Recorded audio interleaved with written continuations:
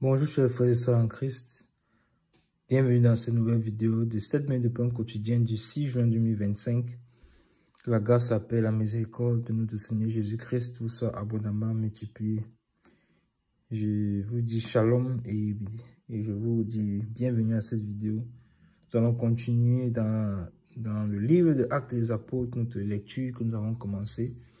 Nous sommes aujourd'hui rendus au verset 3 du chapitre 5.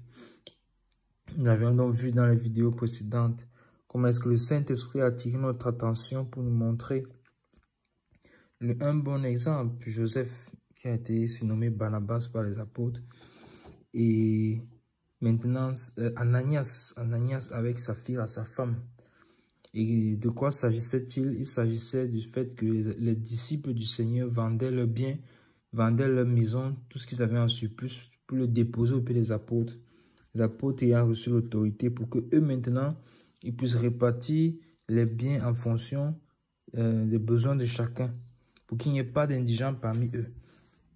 Maintenant, nous avons donc vu qu'il y a Ananias et Saphira qui ont vendu, qu'est-ce qu'ils ont vendu? Une propriété, donc ils ont vendu une maison et ils ont gardé une partie de l'argent. Ils ont gardé une partie de l'argent, se disant que personne ne va être au courant, se disant que seuls eux ont l'information. Ils ont peut-être des projets personnels qu'ils veulent accomplir avec la partie qu'ils ont gardée. Et bien aimé, vous voyez, ça veut dire que les projets personnels même que nous avons en fait en réalité, est-ce que ce sont nos projets personnels que nous devons suivre? La parole dit que Dieu a déjà mis des projets dans nos cœurs. C'est ceux-là qui veulent que ça se réalise en fait. Et c'est ça qui doit être notre priorité. Et si nous ne les connaissons pas, nous devons tout faire pour les découvrir, pour chercher à connaître. Seigneur, qu'est-ce que tu as mis dans mon cœur? Qu'est-ce que tu veux que je fasse? Pourquoi m'as-tu envoyé sur la terre? Pour quelle raison? Pour quel but? Qu'est-ce que je dois accomplir? Est-ce qu'en tant qu'enfant de Dieu, nous devons marcher comme le font les gens du monde, avec des projets personnels, des réalisations personnelles, des buts à atteindre, ainsi de suite, ainsi de suite? Mes bien-aimés, notre priorité doit être le royaume de Dieu. Voilà notre priorité. Et non seulement en retenant une partie comme ça montre aussi qu'ils ont voulu avoir le contrôle sur leur avenir, le contrôle sur leur futur. Mettons cet argent de côté, on ne sait jamais. Si jamais, parce que là, tout le monde vend sa propriété, il vient déposer. Maintenant, quand tout le monde va vendre, qu'est-ce qui va rester? On va vivre comment?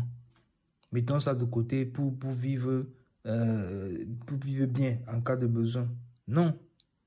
Or, le Seigneur est là. Il pourvoit pour nous.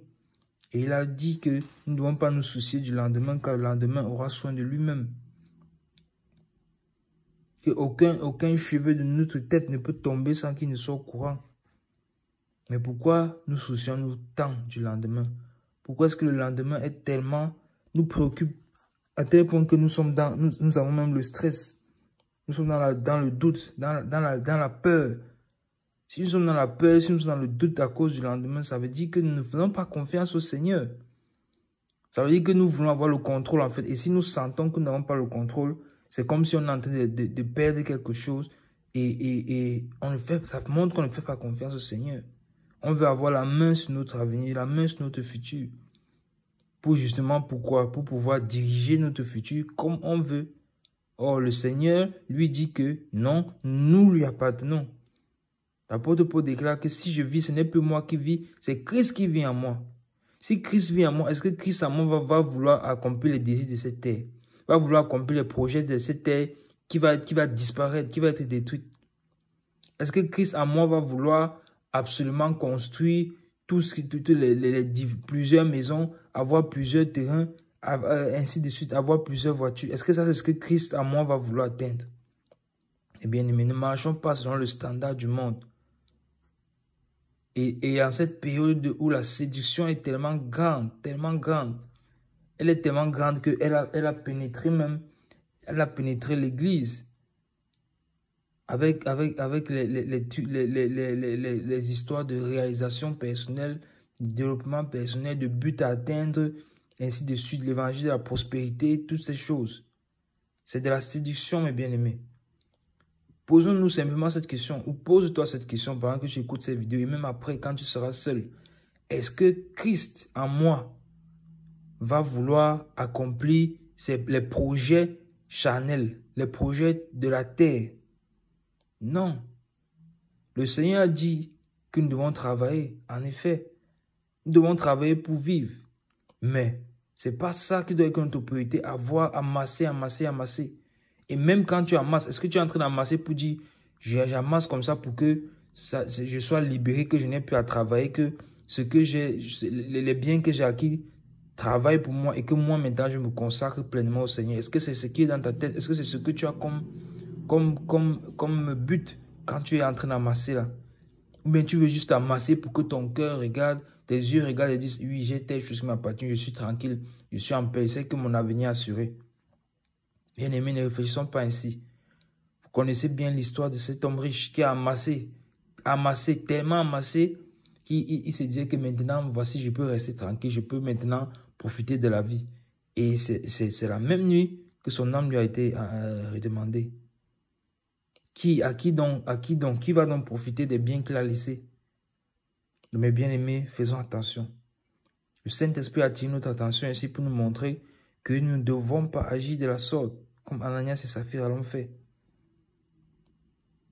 Lisons dans le verset 3 qui nous concerne aujourd'hui. Pierre lui dit, Ananias, pourquoi Satan a-t-il rempli ton cœur au point que tu mentes au Saint-Esprit et que tu aies retenu une partie du champ, du prix du champ? Vous voyez ça, mes bien-aimés? Donc parfois on fait des choses, on court après nous, on cherche à maîtriser le lendemain, on veut amasser la cupidité, etc. Oh, c'est Satan qui a rempli le cœur. Ça, c'est un verset terrible. Parce que qui doit remplir notre cœur? C'est le Saint-Esprit. Le Saint-Esprit doit prendre la place de notre cœur. Mais l'apôtre Paul en dit que le fait qu'ils aient retenu cet argent-là, ça montre que Satan a rempli son cœur. C'est terrible. Remplir son cœur. Mais bien aimé, faisons attention à notre cœur. Oh Seigneur, purifie mon cœur. Nous devons étaler nos cœurs devant le Seigneur, que le Seigneur les purifie, que le Seigneur les nettoie. C'est lui qui sonde les cœurs et les reins, même les choses insoupçonnées.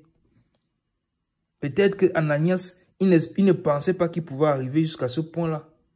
Jusqu'à ce que Joseph, surnommé Barsabas, vienne déposer sa part au pied des apôtres et que lui aussi, vous voyez que l'envie qu'on a vue là, peut-être il ne savait pas qu'il avait ça.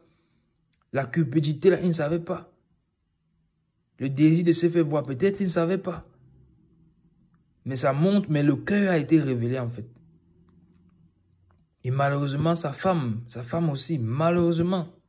Donc c'est vraiment un mauvais enseignement.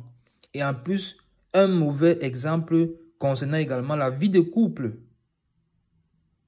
Pour ceux qui sont mariés en train d'écouter cette vidéo, vous devez être l'un pour l'autre un motif de soutien. Un soutien. Si l'autre est faible, l'autre soutient l'autre. Et non que les deux soient faibles au même moment. Et non que les deux plongent. Parce que la parole de Dieu déclare que si quelqu'un est aveugle, il va conduire forcément l'autre dans le trou. Comment il va conduire un autre aveugle s'il est aveugle? Et l'homme est le chef de la femme. Donc, voici la tête donc qui est le chef qui est en train d'avoir la cupidité. Sa femme ne va pas rester là et dire non, je suis mon mari. Non. Elle doit ramener son mari à la raison. Parce qu'elle aussi, elle a reçu le Saint-Esprit. Ramener son mari à la maison avec sagesse. Ramener son mari à la raison. Que non, chérie, ce que tu veux faire là, ce n'est pas conforme à la parole, c'est très dangereux. Et ça va nous amener à la perdition. Et malheureusement, elle ne l'a pas fait. Ça montre que je ne pense pas qu'elle a juste suivi son mari parce qu'elle était soumise ou quoi que ce soit. Non. Parce que d'ailleurs, même la soumission ne veut pas dire qu'on se soumet à l'homme et on désobéit à la parole de Dieu. Non. Donc je pense qu'elle-même, elle avait la cupidité dans son cœur. Et ce n'est pas moi qui pense. Ce que la parole de Dieu dit. Le verset 1 que nous avons lu disait, avec sa fille et sa femme vendu une propriété. Donc ensemble, ils ont vendu la propriété. Donc c'était certainement à leur nom. Ça leur appartenait eux deux. Et on dit, et retint une partie du prix, sa femme le sachant. Donc elle savait très bien. Et bien aimé, la cupidité c'est quelque chose de mauvais. C'est une idolâtrie. devant le Seigneur.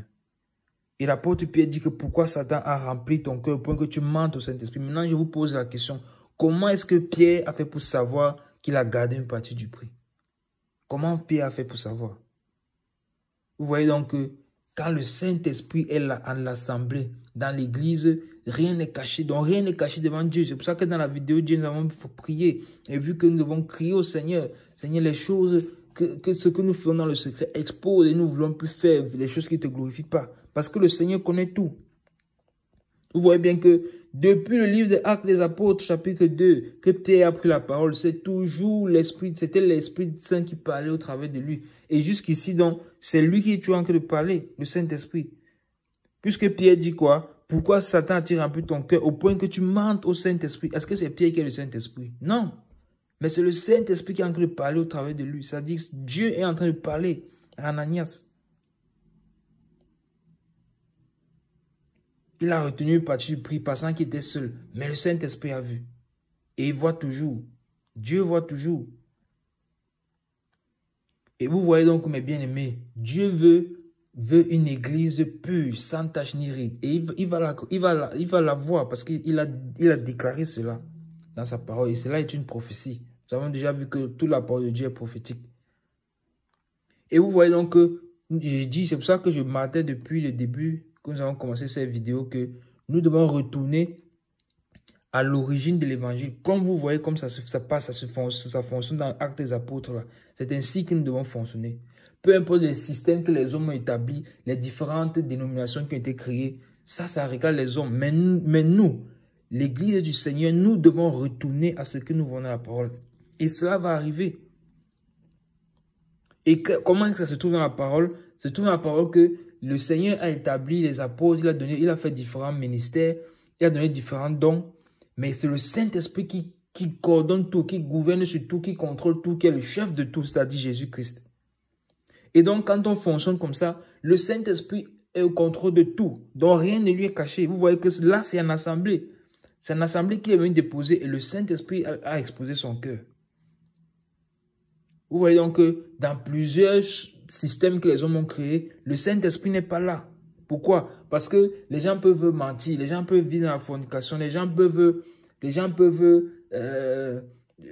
faire comme Ananias et Saphira, avoir la cupidité remplie dans le cœur et toutes ces choses. Mais rien n'est exposé. Pourquoi? Parce que le Saint-Esprit ne se manifeste pas, ne peut pas se déployer. Mais regardez comment ici, ils étaient tellement dans l'amour, ils vivaient dans l'unité, ils se partageaient les biens. Ils étaient dans la communion fraternelle, dans la façon du pain, dans l'enseignement des apôtres. Ils demeuraient dans ces choses, dans les prières, dans le jeûne. Et le Saint-Esprit se manifeste. Et là donc, le Saint-Esprit ne permet pas que quelque chose d'impur entre et que le temple soit souillé, que le corps soit souillé. Et à travers ça, il donne donc un enseignement, un exemple pour que cela n'arrive plus jamais. C'est pourquoi encore une fois, nous devons aspirer au Saint-Esprit et savoir que nous avons le Saint-Esprit, c'est très important. Car le faux évangile qui existe là-dehors, des personnes qui disent que le Saint-Esprit n'existe plus, ça c'était un évangile démoniaque. Je ne peux pas utiliser le mot évangile. Ça c'était un message démoniaque. Car Jésus-Christ a dit qu'il sera avec nous jusqu'à la fin du monde. Il parlait de son Saint-Esprit. Donc, mes bien-aimés, ravisons-nous, revoyons-nous, retournons au Seigneur. Si nous sommes dans ces choses, si nous retournons dans ces choses, demandons pardon au Seigneur pour qu'il nous fasse grâce. Amen. Nous arrêtons là pour juste. C'est tout pour les 7 minutes de pain quotidien de ce jour.